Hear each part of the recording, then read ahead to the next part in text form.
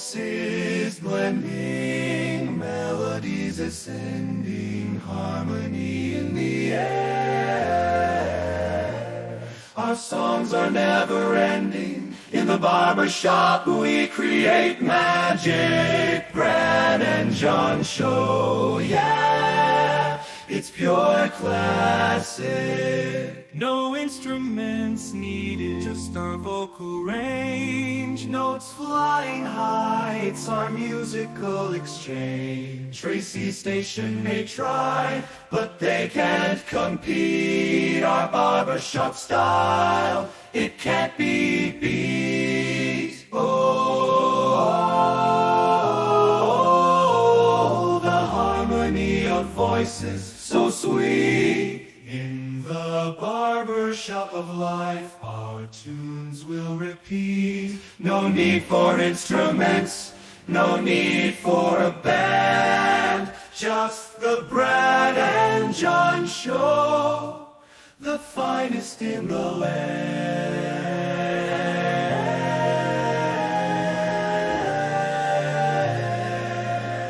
Today's date is March 20th.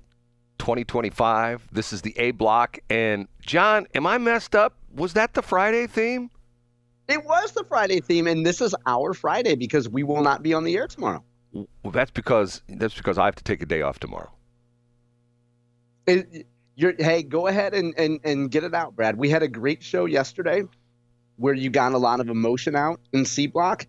Do you want to tell people how you feel about me taking tomorrow off? And tomorrow's the first day I've taken off since October, right, Brad? John, it's not you that's taking the day off. Tomorrow I am going down. I'm getting up early, like I normally do, and I'm driving to Jefferson City to pick up my new license plates. That's why we don't have show tomorrow. Okay, all right. So I want to get those plates. Matter of fact, and you know what else I'm going to do? I found out that the DOR is on, I don't know what floor those are down at Truman State Office Building because it's such a weird building. You enter on one level and you leave on another level, stuff like that. I understand that the Driver's License Bureau is right above the motor vehicle DOR where you get your license plate. So I'm going to get my real ID taken care of. I'm going to kill two birds with one stone, John. Are you amazed at that? Are you really going to Jeff City tomorrow? Yeah, I'm going to go to Jeff City tomorrow.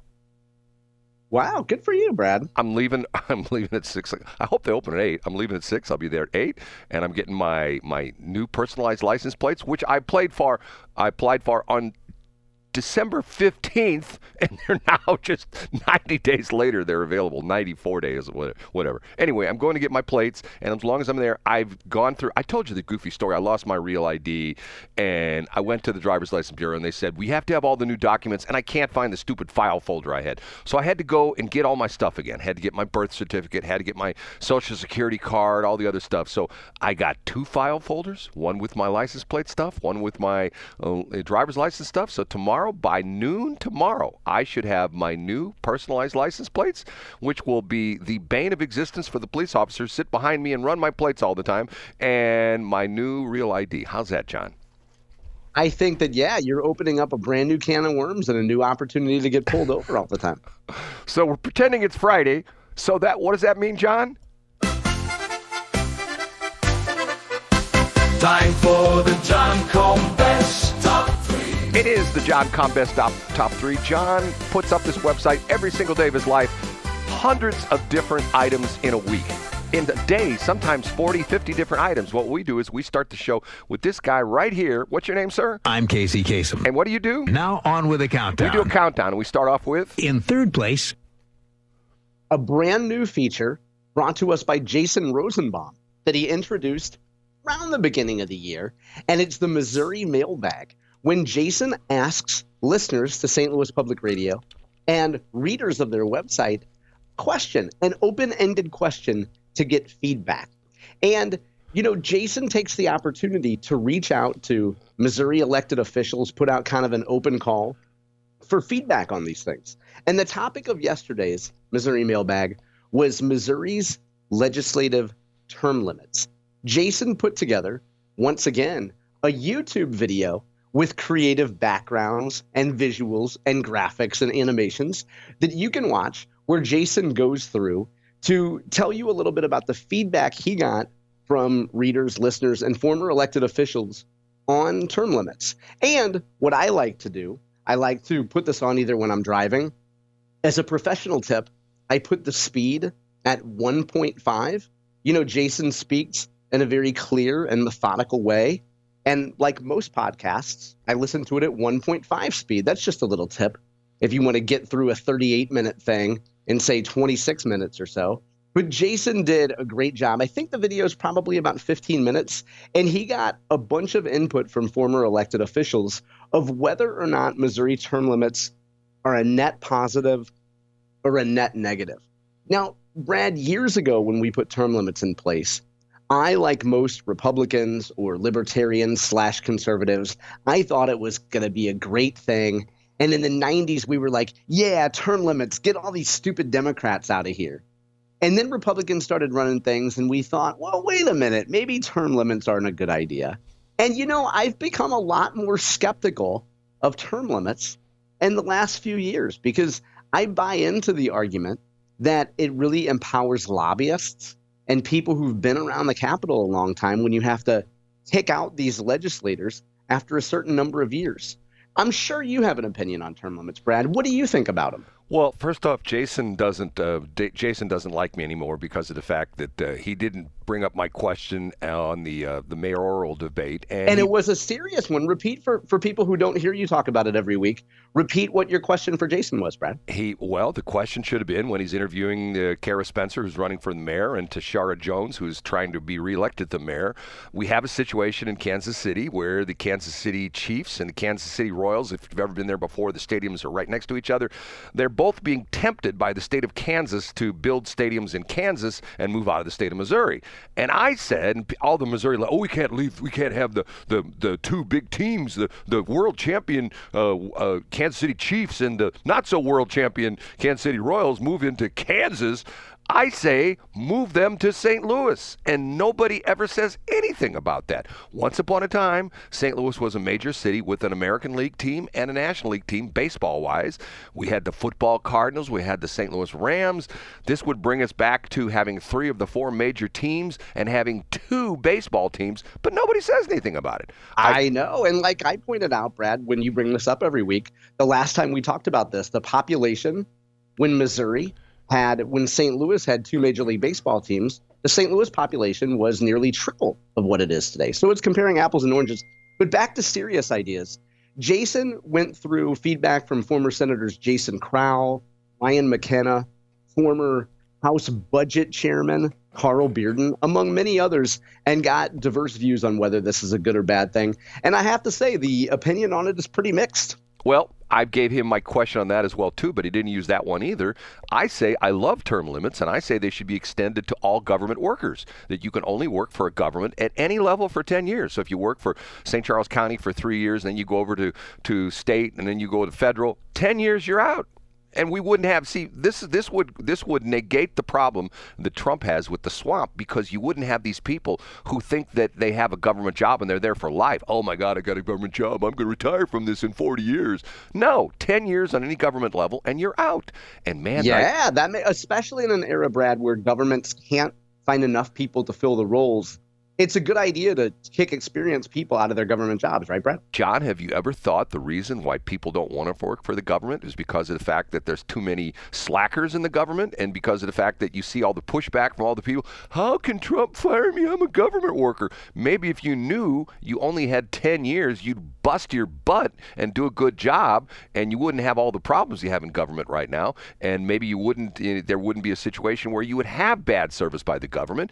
And if it's such a prideful thing, for example, I mean, how many people join the Army and stay in for 40 years? Not many. Most guys are in and out in 3 or 4 years, something like that. Same thing with government workers. Give them 10 years and they're gone. But did Jason use that question? No, he didn't even pay. He did. See, once again, Jason doesn't like me anymore. I don't know what to do, John. Hey, you know who loves you, Brad? Who's that, John? Many people who went to Washington University, including your parents, rest in peace, and your friend John Combest, and he wants to talk about WashU in story number 2 today. Up a notch to number 2. A couple headlines, one from St. Louis Public Radio, one from the St. Louis Post-Dispatch. regarding those protests, those pro-Palestine protests last spring. The headline from the St. Louis Post-Dispatch and reporter Monica Obradovic, 2 face charges, including Jill Stein, stemming from pro-Palestine protests at WashU in St. Louis. Now, the quick summary of this is that a whole lot of people were charged for behaving badly at these protests, but the St. Louis County Prosecutor's Office is charging 2 activists in particular. And the fate of the others, we'll get to that in just a minute. But those charged include Jill Stein, the presidential nominee of the Green Party in 2024. She is accused of hitting a police officer with a bicycle and kicking him at the protest. Now, her version of the story is that an officer attempted to grab her foot because the officer wanted to make her lose her balance. And, she didn't really have any choice but to kick him, quote, several times in the right leg and groin. Now, the poor officer that was assaulted by this presidential candidate sought medical treatment for a strained left forearm, a contusion to the back of his right leg, and also a testicular contusion, Brad. A testicular contusion thanks to Jill Stein. Now, I mentioned earlier that there were a whole lot of other ne'er-do-wells who were charged. The St. Louis County Prosecutor's Office says, look, we're not going to charge those folks, but if WashU wants to prosecute those folks, they can take that to the municipal police. They can take that to the folks in Clayton and charge them in municipal court for this action. So Jill Stein, and then the other person there's some guy who's allegedly a poet at WashU. His name is Jeron Hicks, and he is 24 years old. Hicks is a unique name for a black guy. You don't hear a lot of black guys called Hicks. His cousin Lamont Hoosier. That's Jeron Hicks' cousin. And so that gentleman was charged with 4th-degree assault, 1st-degree trespass, and resisting, interfering, in an arrest. So, the rest of the folks, I guess, are probably going to get off scot-free unless WashU wants to press charges. They're not going to charge Joe Biden? No, I don't think they're going to charge him. Well, he claims he's at all these protests, which he never was. Remember, he says he was walked with the Freedom Marchers down in Alabama and did this stuff like that. And remember, he was. Yeah, that's right. He was there. Right. He was with down in South Africa with the apartheid people and stuff like that. He marched with. Yeah, he was in Selma too. Actually, I believe he marched in Selma. He actually was staying at the Lorraine Hotel, and he tried to jump in front of that bullet for MLK. He claimed he was everywhere. Okay, I'm just kidding. So the poor officer has a testicular contusion? Yeah, it's kind of like how you feel after we get off the air every morning, right? And that Jill Stein, I think she's a rather small woman. Isn't she like 5'2" or something like that? Yeah, I think she's kind of pocket sized. I wouldn't call her a spinner because I don't consider her in that kind of manner, but I think she's a little pocket sized thing. Man, she's a tough woman if she's beating up cops, I'm telling you. Okay, number 1. The number 1. There's a lot of fun acronyms that you and I use, Brad, and we've taught each other a lot of acronyms over the years. You are afflicted, as you have been for many years, with IBS, which is irritable Brad syndrome. We hear that a lot on the air. Days like yesterday when you talk about a Bud Janes of the world, people who actually retired and are happy, you act like you have PMS. AG Andrew Bailey was on Annie Fry's show yesterday, and he introduced a new term, one I hadn't heard before, which is intentional mental state. Now, he doesn't call it IMS, but I think you and I should start calling it IMS, intentional mental state. And that goes to a topic that we've discussed twice already this week, which is Joe Biden's autopen. And you and I went back and forth on this because I didn't seem to think that it was such a big deal that Biden used an autopen. I thought it was kind of par for the course. And then we discussed, and you pointed out that I think the issue is Biden's cognitive decline. Now, from Annie Fry's show on 97.1 yesterday, the quote is from Andrew Bailey. Quote, "At what point did he, if by February 2024, he lacked the mental acuity to form an intentional mental state, was it that the individuals who were then teeing up his signature and auto-penning all these documents understand that?" And Bailey points out that one of your favorite stories, Brad, When Biden was charged with stealing all these documents and taking them home, his own Department of Justice said, oh, he's just a senile, forgetful old man. Those are my words, not the DOJ. But essentially, he's just a senile old man. We can't hold him accountable for moving documents in and out of the White House, you know? So Bailey's argument is, if his own DOJ was saying that he can't be held responsible for his actions because of his mental state, then shouldn't we be looking at the people that put these documents down on a piece of on a desk and used an autopen on them? Was Biden actually making these decisions or not? So I thought it was a pretty coherent and cogent explanation from Bailey on why the autopen thing actually matters. Did it convince you, John? Because you were sort of a skeptic on this. Yeah, here's the thing. Nothing's going to come of this because you're never going to be able to prove that Biden didn't know.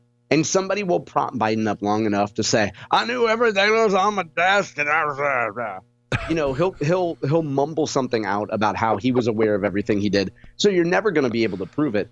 But for what it's worth, which might not be worth a whole lot, I think it's an interesting point that look, if you don't have the mental state to acknowledge what's being autopenned, then you're not really approving these proclamations or these pardons. Well, that's the whole point. I think that's the point, and that's the point that Bailey was trying to make, that he might not even know about these things, right? Yeah, that he had no idea what he was doing. Now, I would imagine on where I'm skeptical is, I'm sure he understood that he was trying to pardon his son. Like, I'm sure someone sat him down and said, we can do this. You want this, right? And he's like, so... But I'm sure there's a ton of other stuff that he obviously has no idea what he was doing most of the time.